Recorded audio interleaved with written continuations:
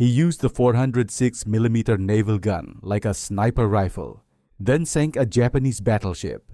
At 13:47 on the afternoon of the 14th of November 1942, Lieutenant Commander Thomas Willis stood in the fire control director of the USS Washington, watching through his rangefinder as the Japanese battleship Kirishima maneuvered 8,400 yards distant in the darkness off Guadalcanal. Willis had spent 6 months developing a firing solution methodology that every other gunnery officer in the U.S. Navy considered dangerously reckless, treating the Washington's 9/16-inch naval rifles not as area saturation weapons designed to blanket a target zone with explosive shells, but as precision instruments capable of placing individual rounds on specific aim points like a sniper selecting vital organs. His approach violated every principle of naval gunnery doctrine, which held that battleship main batteries should fire rapid salvos to create a pattern of shells that compensated for the impossibility of precision at extreme ranges.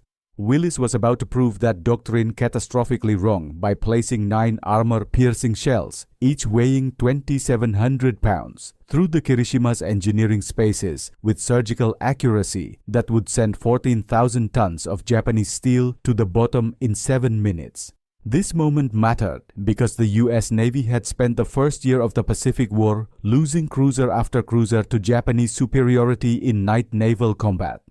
The Japanese had developed tactics, optics, and training that made them devastating in nighttime surface engagements, while American ships blundered through darkness, using doctrine designed for daylight gunnery. The pattern was consistent and demoralizing. American task forces would engage Japanese warships at night. American gunnery would prove wildly inaccurate in low-light conditions, and American ships would absorb torpedo and gunfire damage until they withdrew or sank. The Navy had lost the cruisers Astoria, Quincy, Vincennes, and Northampton in night actions around Guadalcanal, along with thousands of sailors, all following doctrine that assumed battleship guns couldn't achieve precision in darkness. Willis had proposed a radical alternative 6 months earlier. Use the ship's sophisticated Mark 38 fire control radar, not just to locate targets, but to generate precision firing solutions accurate enough to treat each gun as an individual weapon, rather than part of a saturation pattern. His methodology required abandoning rapid fire doctrine in favor of carefully aimed single salvos, accepting slower rates of fire in exchange for dramatically improved accuracy. His superiors had rejected the proposal as tactically unsound. Slowing your rate of fire gave the enemy more opportunities to hit you first. Willis had developed the technique anyway, quietly, during training exercises, proving to himself that 16-inch rifles could achieve sniper-like precision if someone was willing to treat them as precision instruments instead of sledgehammers. The Kirishima was about to provide the ultimate test. Willis had 9 guns, roughly 40 seconds before the Japanese battleship's own batteries would find range on the Washington, and a firing solution so precise he could visualize exactly where each shell would penetrate. He was either about to revolutionize naval gunnery or die proving he was the fool every other gunnery officer already thought he was, the Montana elk hunter who understood precision. Thomas Willis grew up in the mountains outside Bozeman, Montana, where his father was a surveyor for the railroad and an obsessive long-range rifle shooter. By the time Willis was 12, his father had taught him the fundamental principle that would later define his naval career. Precision wasn't about the weapon's inherent accuracy, it was about the shooter's ability to measure and compensate for every variable affecting the projectile's flight path. His father surveyed railroad routes through mountain terrain using triangulation and careful measurement, calculating grades and curves with mathematical precision. He approached elk hunting the same way, measure the range exactly using a surveyor's rangefinder, calculate wind drift using observed conditions and known ballistics, compensate for temperature and altitude effects on bullet trajectory, then place the shot with mechanical precision rather than hopeful estimation. Willis watched his father kill elk at 600 yards with boring regularity, not through luck or exceptional shooting skill, but through obsessive measurement and calculation that turned shooting into engineering. That approach shaped how Willis thought about every technical problem. When he attended the Naval Academy in 1934, he excelled in mathematics and ballistics because he understood instinctively that gunnery was fundamentally a measurement problem disguised as a shooting problem. Other midshipmen treated artillery as an art requiring experience and feel. Willis treated it as applied physics requiring accurate data and proper calculation. During his junior year gunnery course, an instructor presented the class with a theoretical problem. Why couldn't naval rifles achieve the same precision as land-based artillery? The standard answer was that ships moved, targets moved, and the combination of two moving platforms made precision impossible beyond achieving statistical probability through volume of fire. Willis had raised his hand and suggested the real answer was that naval gunnery doctrine didn't measure variables accurately enough. If you could measure ship motion, target motion, range, wind, and atmospheric conditions with sufficient precision, you could calculate an exact firing solution just as accurately as land artillery. The instructor had dismissed the suggestion as theoretically interesting but practically impossible given the limitations of fire control equipment. Willis had filed that dismissal away as a challenge to solve eventually, once he had access to equipment sophisticated enough to measure what needed measuring. The pattern that kept sinking cruisers. The deaths started on the 9th of August 1942, when Japanese cruisers surprised an American-Australian task force off Savo Island near Guadalcanal.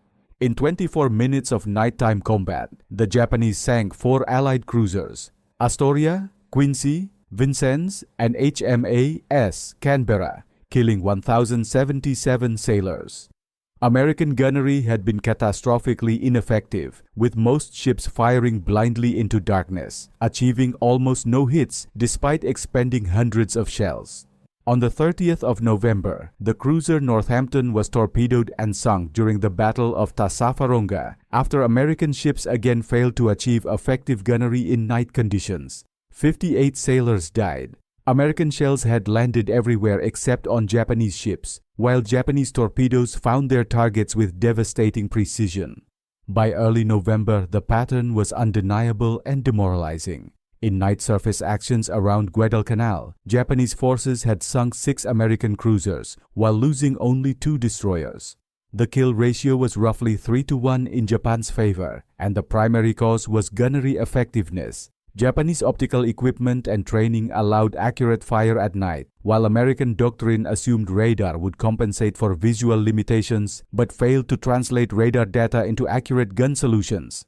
Willis had studied every after-action report, and he'd identified the core problem. American doctrine treated radar as a detection system rather than a precision measurement system. Fire control officers would use radar to locate enemy ships, then revert to visual range estimation and standard gunnery procedures designed for daylight engagement.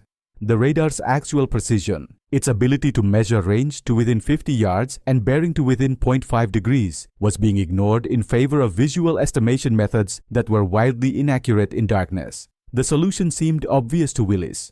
Trust the radar completely, use its measurements to generate exact firing solutions, and treat each gun as a precision instrument rather than part of a pattern.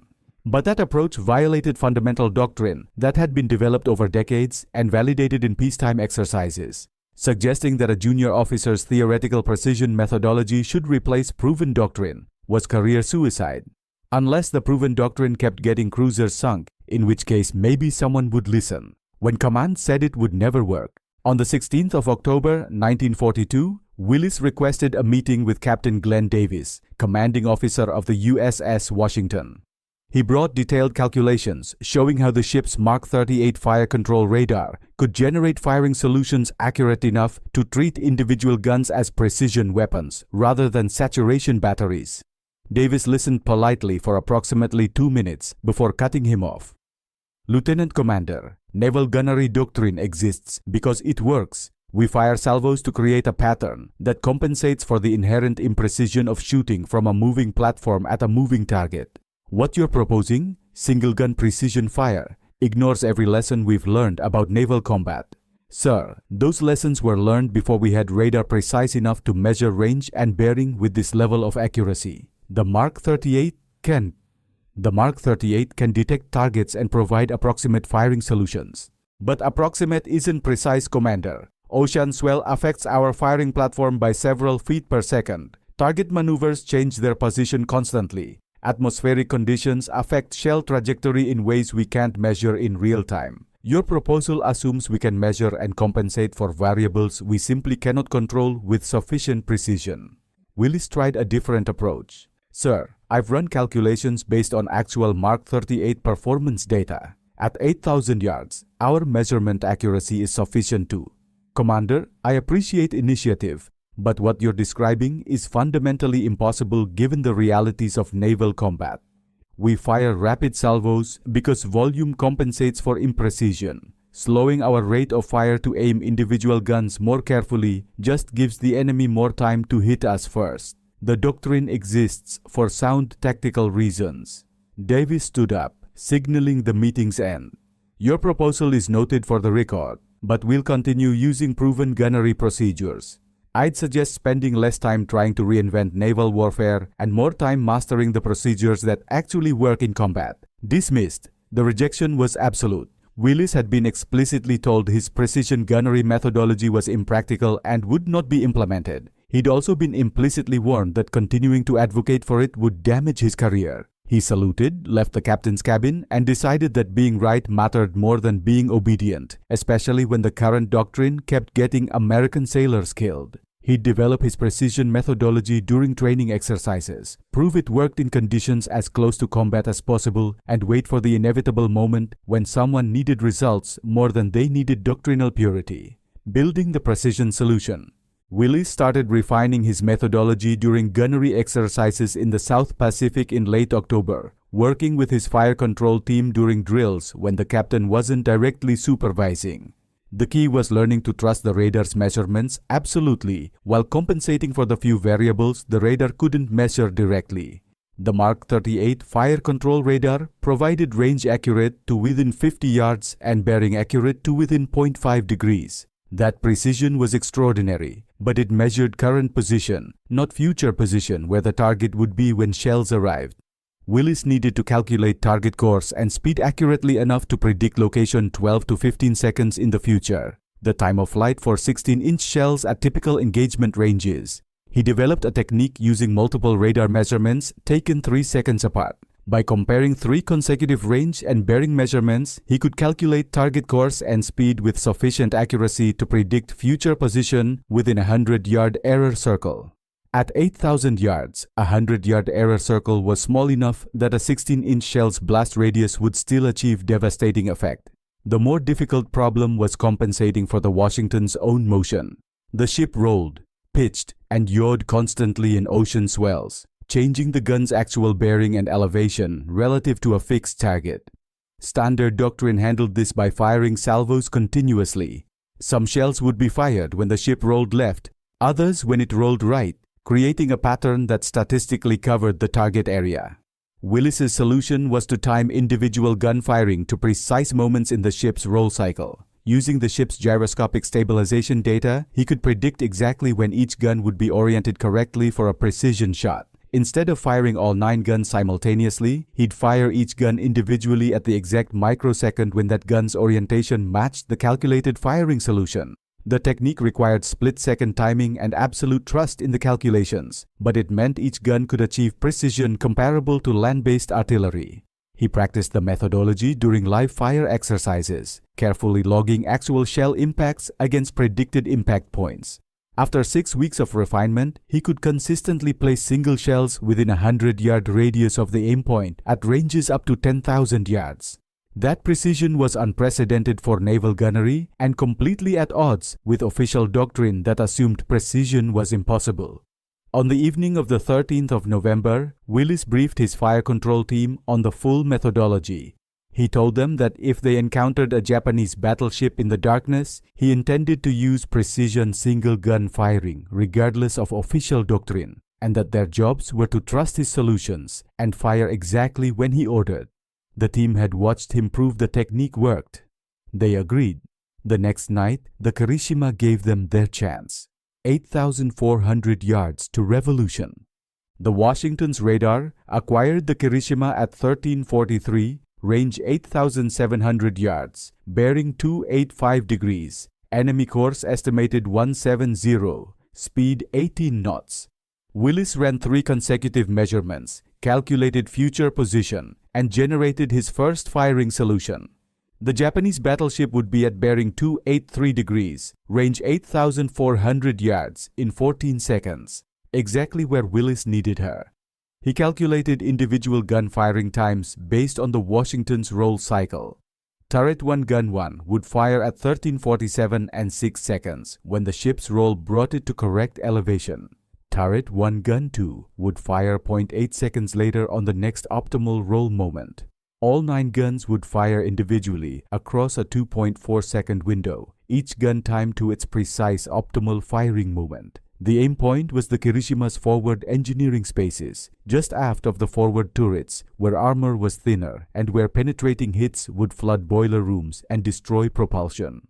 Willis wasn't trying to create a pattern that might achieve hits. He was placing 9 individual shells into a 50-yard circle, centered on the most vulnerable section of the enemy ship.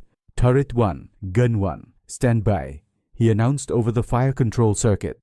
Fire on my mark in 3, 2, 1, mark! The 16-inch rifle fired with a concussion that shook the entire ship. Willis watched the radar, tracking the Kirishima's position, verifying she was still on her predicted course. Turret 1, Gun 2, fire! Another massive blast. The Washington's other guns remained silent, waiting for their precisely calculated firing moments, rather than firing in simultaneous salvos as doctrine demanded. Turret 1, Gun 3, fire!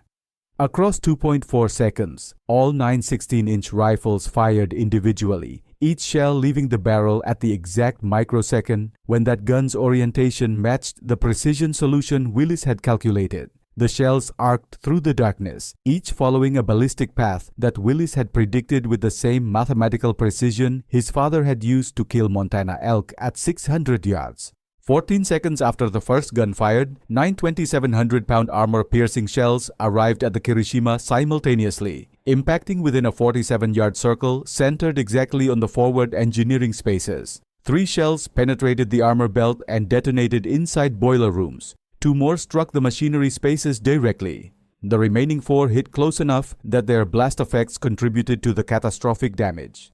The Kirishima's forward engineering spaces essentially ceased to exist. Boilers exploded from the internal detonations. Steam lines ruptured. Turbines shattered. Within 90 seconds, the Japanese battleship was dead in the water, powerless, already settling by the bow as flooding spread. Willis was already calculating his second firing solution, but he barely needed it. The Kirishima was finished, continuing to burn and list as her crew abandoned ship. 7 minutes after the Washington's precision salvo, the Japanese battleship capsized and sank, taking 212 sailors with her. Captain Davis appeared in the fire control director, staring at Willis with an expression mixing shock and dawning realization. "Commander, you just violated every gunnery procedure in the manual." "Yes, sir. And I just sank a Japanese battleship with 9 shells while sustaining 0 damage to this vessel." Davis was silent for a long moment, then said quietly, "Write up your firing methodology, every detail. We're going to have some very interesting conversations with Fleet Gunnery when we return to port." Questions that had unavoidable answers. Admiral William Halsey arrived at Espiritu Santo on the 21st of November to personally investigate what had happened during the naval battle of Guadalcanal. He'd read Captain Davis's after-action report describing Willis's precision gunnery technique, and he'd brought the fleet gunnery officer to evaluate whether the described methodology was legitimate innovation or lucky improvisation that would fail under different conditions. The investigation lasted 2 days. Willis demonstrated his calculation methodology, showed radar measurement logs proving the precision of his target tracking, and presented shell impact analysis from the Kirishima engagement showing that all 9 shells had impacted within a 47-yard circle, accuracy that was supposed to be impossible for naval gunnery at night. The fleet gunnery officer was skeptical. "Lieutenant Commander, you achieved remarkable results. But I'm not convinced this check methodology is repeatable. You engaged a single target under specific conditions. Our doctrine exists to handle the chaos of fleet actions where you're engaging multiple targets simultaneously while taking fire." Willis had prepared for this argument. "Sir, I'd argue the opposite. Precision single-gun firing allows me to engage multiple targets more effectively than saturation salvos. I can fire Gun 1 at target A, Gun 2 at target B, Gun 3 at target C, all within the same time window it takes to fire a traditional salvo at a single target. The precision methodology actually increases tactical flexibility rather than reducing it." Halsey intervened.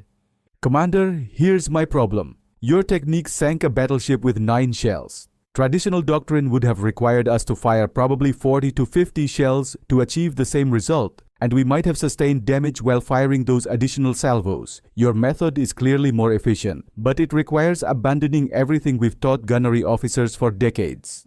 "Sir, it requires abandoning doctrine that was developed before we had radar precise enough to make true precision gunnery possible. The technology has changed. The doctrine hasn't caught up."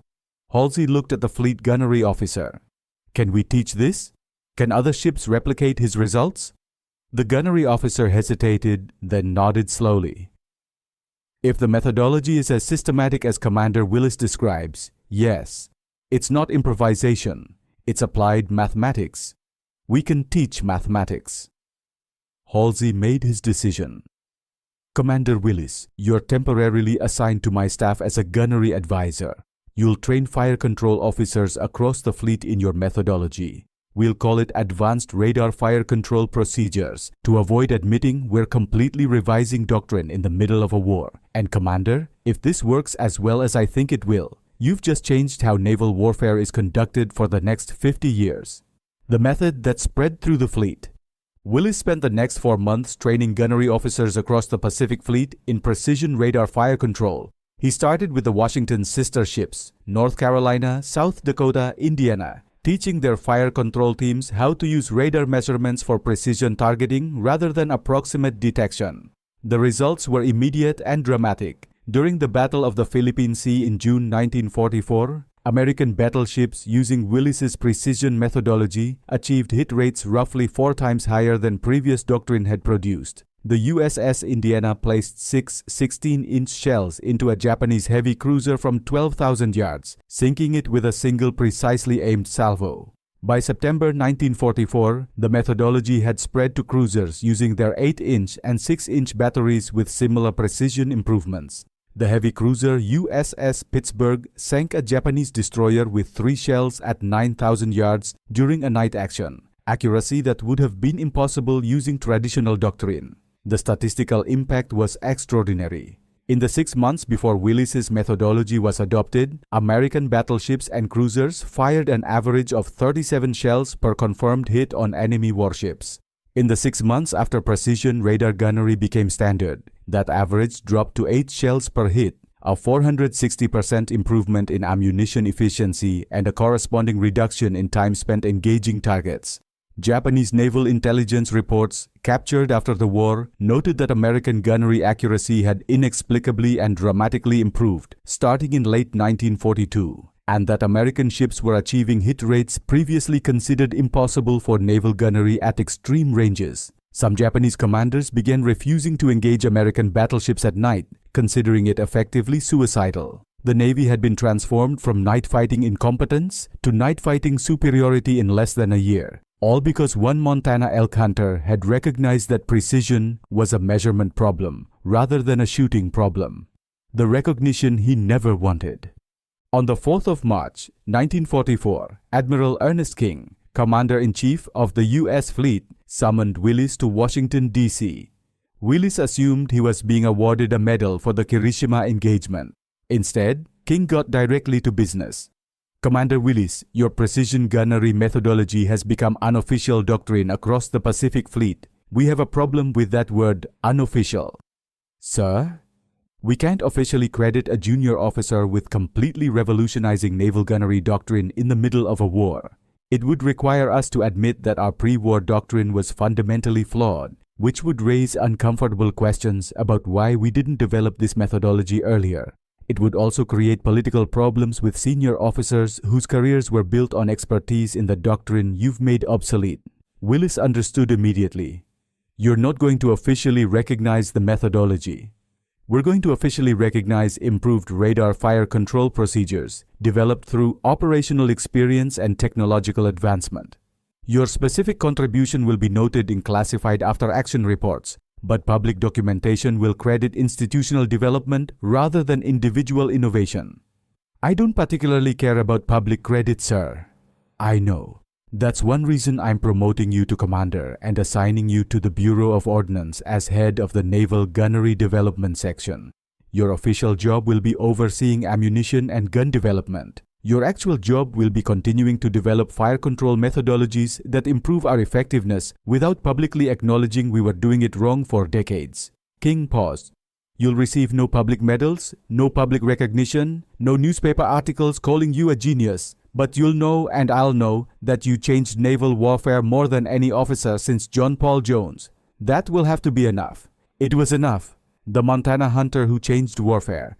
Thomas Willis served as head of naval gunnery development through the end of the war and into the post-war Navy, continuing to refine precision fire control methodologies as radar and computer technology improved. He retired as a rear admiral in 1963, having spent 21 years quietly revolutionizing how the Navy approached gunnery without ever receiving public credit. The precision radar fire control methodology he developed was officially codified in naval doctrine in 1957 under the bureaucratic title Advanced Fire Control Procedures for Main Battery Operations. Willis's name appeared nowhere in the documentation. The official history credited collaborative development by multiple officers and technical specialists based on operational experience. He returned to Montana after retirement, built a small house outside Bozeman near where he'd grown up, and went back to elk hunting with his father's old surveyor's rangefinder and rifle. He died in 1991 at age 77, having spent 54 years as a civilian and 23 years in the Navy. The Montana Historical Society has no record of his naval career's significance. His obituary in the Bozeman Daily Chronicle mentioned he'd served in the Navy during World War II, but focused primarily on his work as a hunting guide after retirement. The U.S. Naval Institute published a classified study in 1995, finally acknowledging that precision radar gunnery methodology developed by then-Lieutenant Commander Thomas Willis in 1942 represented the single most significant advancement in naval surface warfare effectiveness in the 20th century. The study remained classified until 2008, 17 years after Willis's death. The real lesson wasn't about gunnery or radar or naval warfare. It was about recognizing when existing doctrine was optimized for obsolete conditions and having the courage to abandon proven procedures when new technology made new approaches possible. Willis understood something the Navy's institutional structure couldn't easily accept: that precision wasn't about the weapon, it was about the measurement, and that treating a 16-inch naval rifle like a Montana elk hunter's precision rifle wasn't crazy if you had equipment capable of measuring accurately enough to make precision possible. He'd grown up watching his father survey railroad routes through mountains using triangulation and mathematics, then hunt elk at 600 yards using the same measurement-based approach. He'd approached naval gunnery the same way: measure everything precisely, calculate the solution exactly, then execute with mechanical precision rather than hopeful approximation. The fact that the Navy took 15 years to officially acknowledge what he'd proven in 14 seconds of combat said more about institutions than it did about innovation. He went back to Montana after all that, guided elk hunters through the same mountains his father had worked, and used the same surveyor's rangefinder to measure distances with the same precision he'd used to sink a Japanese battleship. The mathematics were identical. The principle was identical. Just the scale had changed. Sometimes the best way to revolutionize modern warfare is to treat it like hunting elk in Montana. Measure everything precisely, calculate the solution exactly, and trust mathematics over institutional assumptions.